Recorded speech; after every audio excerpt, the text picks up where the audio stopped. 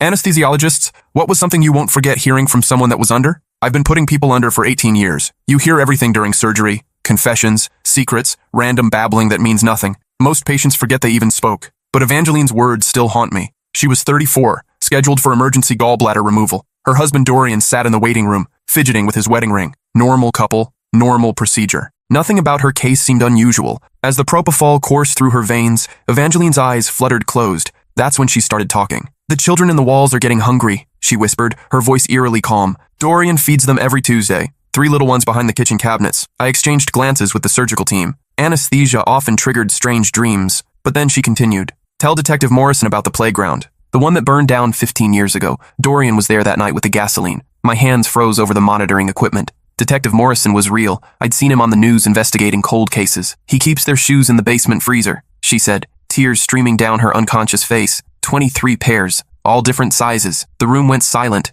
except for the steady beep of monitors. I tried to stop him after the first one, but he said he'd hurt me too. "I've been pretending not to know for 12 years. Dr. Patel, our head surgeon, motioned for me to increase the sedation, but Evangeline wasn't finished. "There's a hidden room behind our bedroom closet. That's where he takes them before," she trailed off, her body going limp.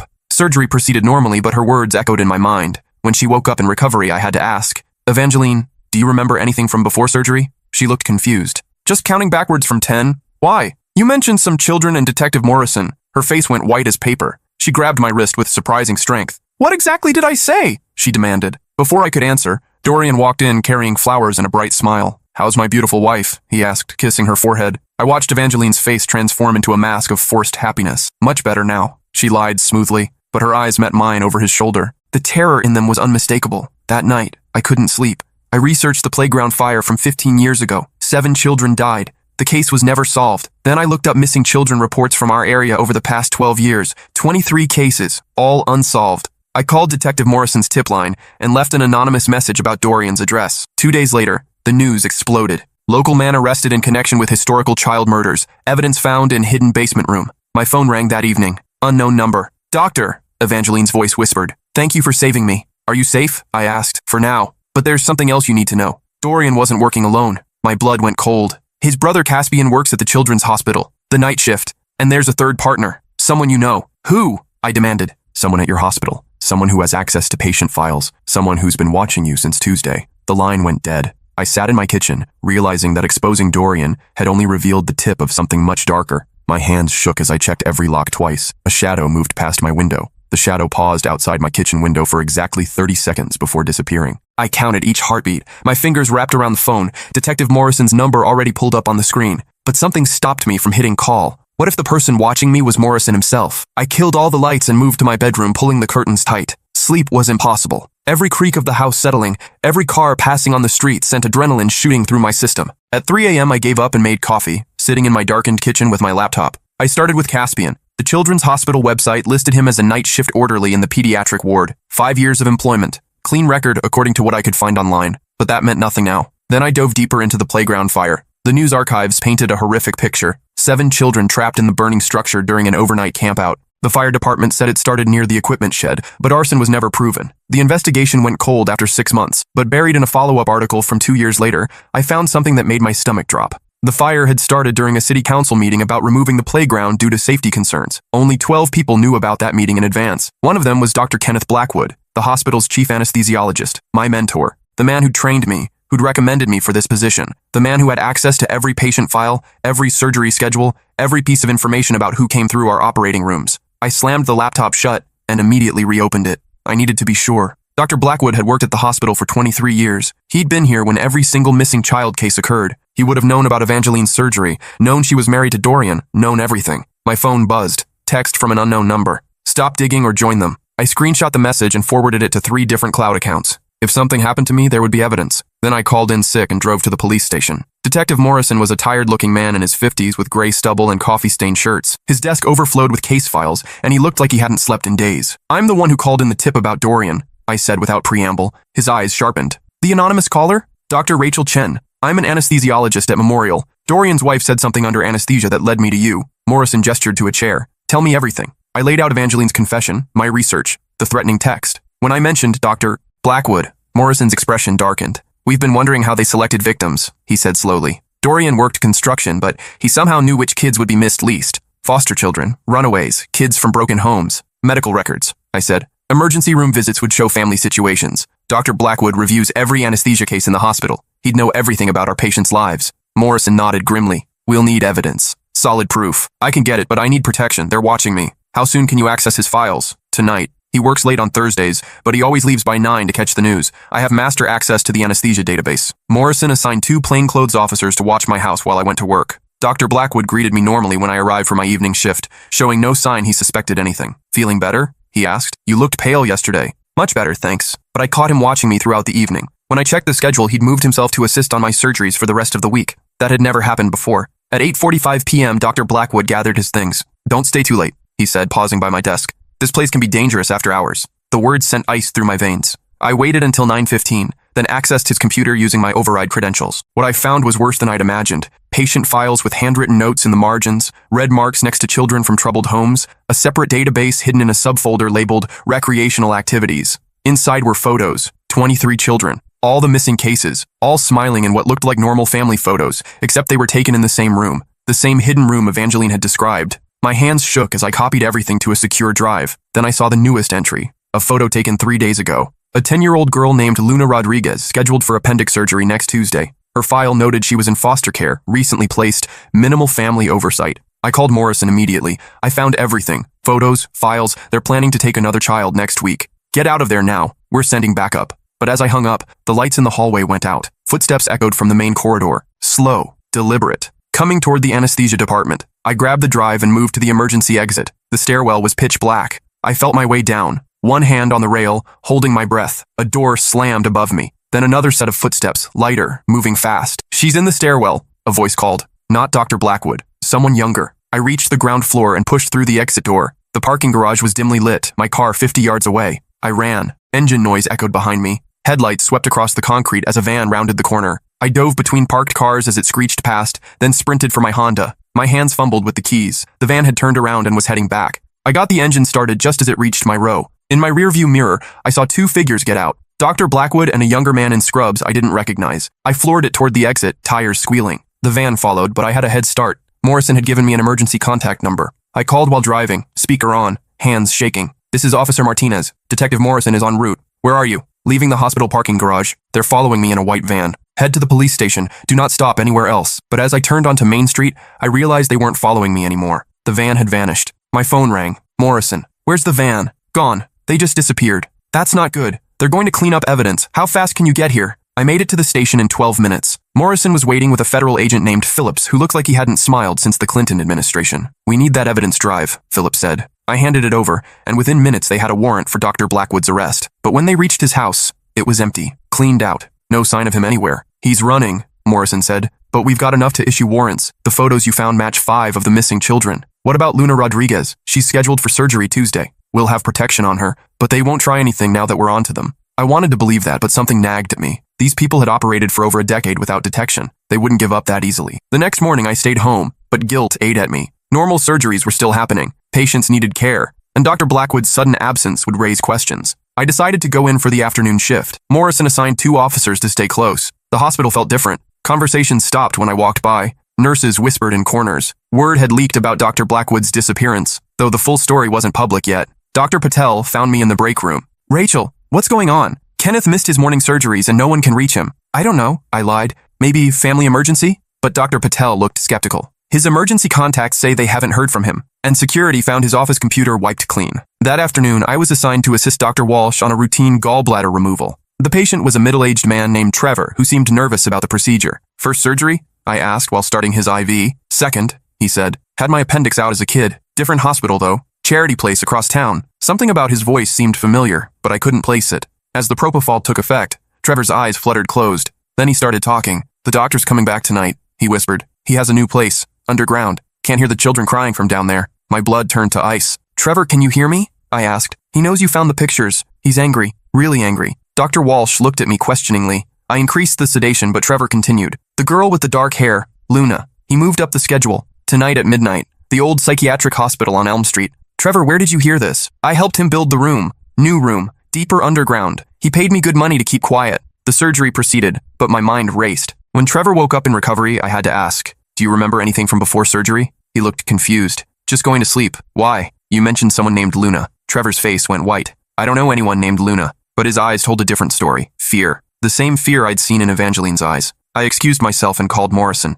They moved the location, the old psychiatric hospital on Elm Street, tonight at midnight. "How do you know this?" "Another patient under anesthesia. They're using some kind of network to communicate. We'll set up surveillance. But Rachel, you need to stay away from the hospital. If they're using patients to pass messages, they know you're listening." I agreed, but as I left work that evening, I noticed a car following me home, different from yesterday's van, a blue sedan with tinted windows. At home, I called the police. The car was gone by the time they arrived. "Probably nothing," the officer said, "but we'll increase patrols in your neighborhood." That night, I couldn't shake the feeling that something was wrong. At 11 p.m., my phone rang. Unknown number. "Dr. Chen?" A child's voice. Scared. "Who is this?" "Luna." "I'm supposed to be asleep, but I heard them talking. They're coming for me tonight." My heart stopped. "Where are you?" "Foster home on Maple Street. The mean lady is asleep." I hid in the closet with her phone. "Luna, listen to me carefully. Call 911 right now. Tell them you're in danger." I already tried. They said they'd send someone, but no one came. This couldn't be happening. Morrison had promised protection. "Stay hidden. I'm calling Detective Morrison." But when I called Morrison's number,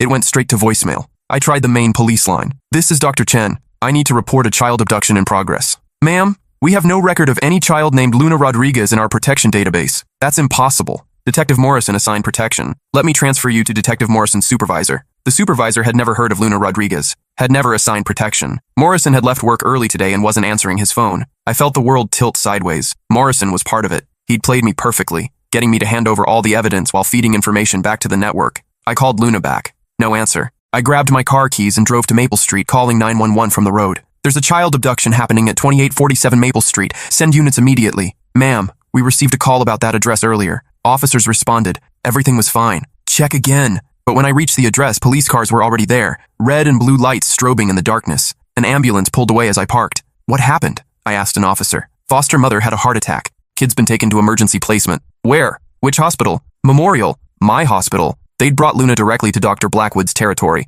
I raced back to Memorial, but the emergency placement ward was locked down. Visiting hours over. No information given to non-family members. "I'm an anesthesiologist here," I told the night supervisor. "I need to check on Luna Rodriguez. We have no patient by that name. She was just brought in from emergency placement." "Ma'am, I've been here all evening. No children have been admitted." They'd never brought her here officially, which meant they had her somewhere else in the building, somewhere off the books. I used my keycard to access the restricted areas, storage rooms, abandoned wards, maintenance levels. Memorial was a 100-year-old hospital with forgotten corners and unused spaces. In the basement, I found something that made my stomach drop. Fresh construction work. A new wall where there had been a hallway before, but it wasn't finished. There was a gap near the floor, just big enough to crawl through. I squeezed through into darkness. My phone's flashlight revealed a narrow tunnel leading deeper underground. The air was stale and cold. After 20 feet, the tunnel opened into a room. A horrible room. Children's drawings taped to concrete walls, mattresses on the floor, and in the corner, chains. But the room was empty. A sound echoed from deeper in the tunnel. Voices, adults talking in low tones.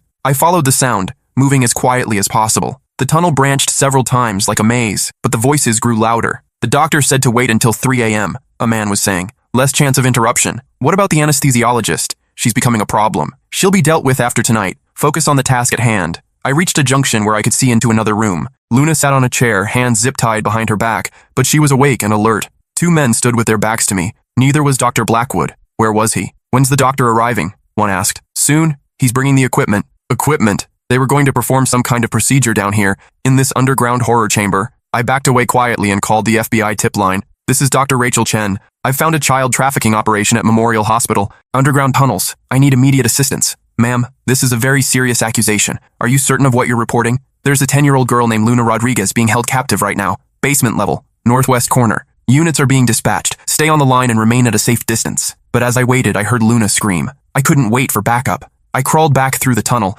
this time looking for anything I could use as a weapon. In a storage room, I found a heavy flashlight and a scalpel from my medical kit. When I returned to the junction, Luna was crying. One of the men was talking to her in a soothing voice that made my skin crawl. "The doctor just wants to help you sleep. You won't feel anything." I stepped into the room. "Step away from her." Both men spun around. One reached for something under his jacket. "I wouldn't," I said, holding up the scalpel. "I know exactly where to cut to make you bleed out in 30 seconds. "Dr. Chen," the first man said with mock surprise, "you shouldn't be here. Neither should you. Let her go." "That's not going to happen." The second man lunged forward. I slashed with the scalpel, catching him across the forearm. He screamed and stumbled back, blood pouring from the wound. "Luna, run!" She bolted past me toward the tunnel. The first man tried to intercept her, but I hit him with a heavy flashlight. He went down hard. "This way!" I shouted, following Luna through the maze of tunnels. Behind us, footsteps echoed. More than 2 sets. Others were coming. We reached the main tunnel, but voices were coming from that direction too. We were trapped. "In here," I whispered, pulling Luna into a side passage I'd noticed earlier.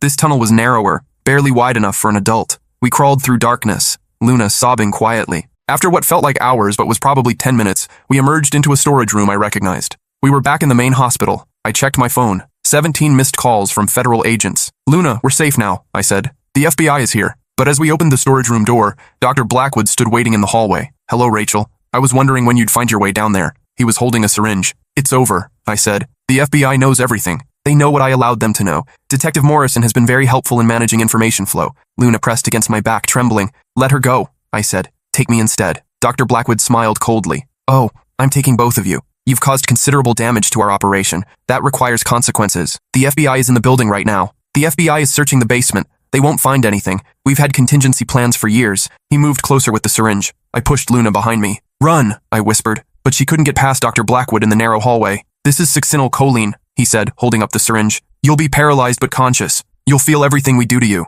"You sick bastard. 23 children, Rachel. And you had to interfere." He lunged forward with the needle. I grabbed his wrist, trying to force it away from my arm. We struggled, the syringe between us. Luna suddenly screamed at the top of her lungs. "Help! He's trying to hurt us!" Her voice echoed through the hospital corridors. Dr. Blackwood looked distracted for just a moment. I twisted his wrist sharply. The syringe flew across the hallway and shattered against the wall. "Federal agents! Nobody move!" 3 men in tactical gear rounded the corner, weapons drawn. Dr. Blackwood raised his hands slowly. "Officers, thank goodness you're here. This woman attacked me." "She's been acting erratically all week." "Dr. Chen," the lead agent asked. "That's me. He was trying to inject me with succinylcholine." The agent noticed the broken syringe and Dr. Blackwood's position over me. "Dr. Blackwood, you're under arrest. This is a misunderstanding. I was trying to sedate a disturbed employee who was endangering a patient. With a paralytic drug in a hospital hallway?" The agent looked skeptical. As they cuffed Dr. Blackwood, he made eye contact with me. "This isn't over," he said quietly. "You have no idea how deep this goes." Luna and I were escorted to safety while federal agents secured the hospital.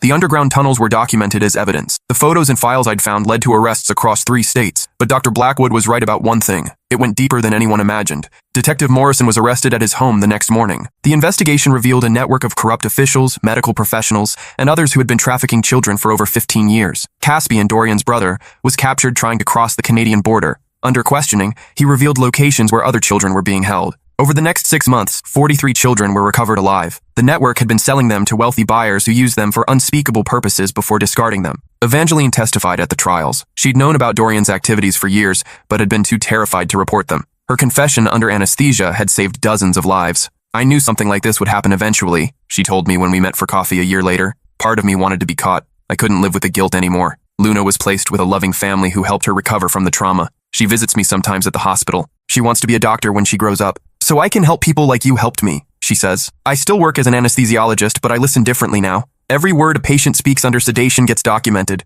You never know what secrets they're carrying, what truth is trying to escape." Dr. Blackwood was sentenced to life without parole. During his trial, he never showed remorse. He maintained that he was providing a service to people with specialized needs. The playground where the 7 children died was turned into a memorial garden. Their names are carved in stone, along with the names of the other victims we found. I visit sometimes, especially on difficult days. It reminds me why the work matters, why listening to those whispered confessions in the operating room can save lives. Last month, a new patient started talking under anesthesia about her husband's hidden storage unit, about missing hikers and shallow graves in the mountains. I documented every word. The cycle continues, but now someone is listening. Recently, I've been training other anesthesiologists to recognize the signs of trauma-induced confession. We've created a protocol for documenting and reporting suspicious statements made under sedation. The Evangeline Protocol, we call it. 3 months ago, a 7-year-old boy named Finn started babbling about his stepfather's special games during a routine tonsillectomy. The details he provided led to the discovery of a local child abuse ring involving a youth sports league. 12 children were saved because we listened. The work takes a toll. I've started seeing a therapist to process the horror that passes through my operating rooms. Some nights I still wake up thinking about those children in the underground tunnels, about how many others we didn't save. But I also think about Luna, thriving in her new home. About the 43 survivors who are rebuilding their lives. About the families who finally have answers about their missing children. Dr. Patel approached me last week with a research proposal. He wants to study the phenomenon of anesthesia-induced truth-telling, to better understand the neurological mechanisms that allow suppressed memories and secrets to surface during sedation. "This could revolutionize how we investigate crimes," he said. If we can understand why it happens, we might be able to use it more effectively. I agreed to participate. The more we understand about this phenomenon, the more children we can save. The hospital administration initially resisted the Evangeline protocol. They worried about liability issues and patient privacy concerns. But after the arrests and convictions, they realized the importance of documenting these confessions. We now have a secure reporting system that connects directly to federal law enforcement databases. Any suspicious statement made under anesthesia is immediately flagged for investigation. Last week, I received a letter from a mother in Oregon. Her daughter had been missing for 3 years before our network led to her recovery. She wanted to thank me for listening to Evangeline's words that night. "You gave me my daughter back," she wrote. "You gave our family hope again." These letters keep me going on the hardest days. I still think about Dr. Blackwood sometimes, about how he used his position of trust to facilitate unspeakable crimes, how he hid behind the respect society gives to medical professionals. It makes me more vigilant about my colleagues, more aware of the signs of predatory behavior. The network we uncovered included doctors, nurses, social workers, police officers, people in positions meant to protect children. Evil doesn't always look like a monster. Sometimes it wears scrubs and carries a stethoscope, but good people can make a difference. Every day, healthcare workers across the country are listening more carefully to their patients, asking better questions, recognizing signs of abuse and trafficking. The underground tunnels at Memorial have been sealed and converted into additional storage space. But sometimes, when I'm working late, I think about what happened down there, about the children who suffered in darkness while the hospital operated normally overhead. It reminds me to stay vigilant, to keep listening. Yesterday, a teenage girl named Paisley whispered about her foster family's photography business while under anesthesia. The details she provided are currently being investigated by federal agents. Paisley doesn't remember talking. When she woke up, she asked if the surgery went well. I assured her it did, then made my report. In a few days, she might be free from whatever hell she's been living in, all because she told the truth while unconscious. The Evangeline protocol has now been adopted by hospitals in 12 states. Medical professionals are being trained to recognize and respond to trauma-induced confessions. We estimate that over 200 children have been saved so far. It's not enough. It will never be enough. But it's a start. Every time I put someone under anesthesia, I listen carefully. You never know who needs saving. You never know whose whispered words might expose the monster hiding in plain sight. The work continues. The listening continues. And somewhere out there, another child might go home because someone paid attention to words spoken in unconsciousness. That's worth carrying the weight of these secrets. That's worth the sleepless nights and the therapy sessions. That's worth everything. Because Evangeline was right. The children in the walls were hungry. But now someone is finally feeding them justice instead of fear. Luna sends me a Christmas card every year. This year's had a drawing of a doctor with a stethoscope and the words, "Thank you for listening." I keep it on my desk at the hospital. A reminder of why the work matters. A reminder to keep listening to the voices that can only speak in darkness. The truth has a way of surfacing, even when consciousness can't let it free. All we have to do is listen.